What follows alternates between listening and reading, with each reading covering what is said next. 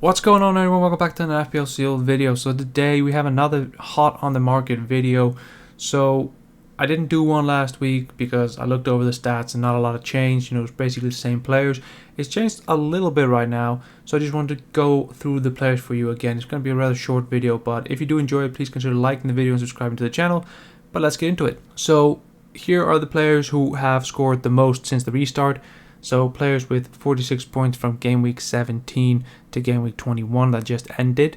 Now it's Marcus Rashford, who has a double game week in game week 22, Erling Haaland, who has a double game week in 23, and then Solly March, who I don't think a lot of people are too keen on because they really want Mitoma.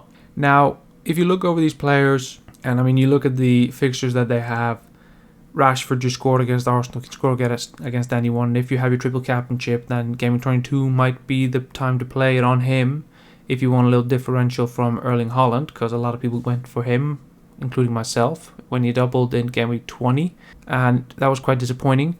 Now after that he has Leeds and then Leicester, so his fixtures are quite nice for Man United, so maybe moving in, getting on some Man United assets is a good thing. They do have the big potential to blank in game week 25, so keep that in mind. Now Haaland, he has Tottenham in game week 22. Tottenham haven't looked that good. They did beat Fulham 1-0 yesterday, but they really didn't look too good doing it. But 1-0 win and all that, but I think Erling Haaland will be able to do something against them. Then he has the double of Aston Villa and Arsenal, so not the best double. Both of these teams are in form.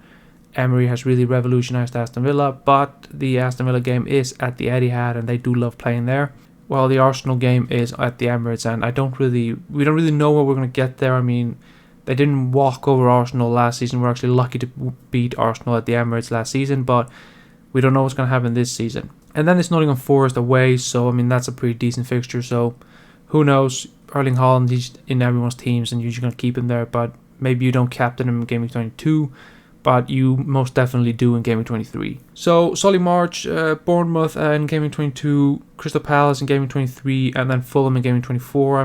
Brighton, one of the best attacking sides, really good, but a lot of people are looking at Mitoma. Maybe the ship sailed with March a little bit, but both of them looked good against Leicester. March missed a sitter, so had he put that in, then maybe a lot more people would be talking about March. So I don't think we should write him off just yet, but Mitoma, he seems to be the way to go. They're similarly priced. I think they have the exact same price, but both are pretty good players. Take your pick. So here are the players who have 45 points. It's just Trippier and Mahrez. Now Mahrez has the exact same fixtures as Erling Haaland, but he is a minutes risk, so maybe keep that in mind if you want to go with him. Maybe you'd rather go with De Bruyne, although he has been disappointing quite a bit. Trippier just keeps delivering. That's in the last 8 game weeks, he hasn't blanked. He's always got a clean sheet or some attacking return. He has 3 double-digit hauls, so 10 points or more in those 8 game weeks. So if you don't have him, I don't know what you're doing. Just get him in your team. That should be your priority right now. And even doubling up on Newcastle, that's something you should be looking at. Now, I think both of these players are really good. If they're not in your team, you might want to look at bringing them in. I think Mahrez is still worth it within a shout because of the double game week and Nottingham Forest in 24. But soon we will see a lot more rotation with the City side because we have the Champions League coming back in. And if they beat Arsenal on Friday, they're still in the FA Cup. So there's still a lot of games to go. So a risky water right there, but you can look at that if you want. And then the final one we're going through today is Martin Odegaard. 6.9 million now, 31.4% ownership. He's been rising in ownership, rising in price. He is really good. 40 points so far this, since the restart. 2 goals, 4 assists, and he has an expected goal of 0.64 in those games.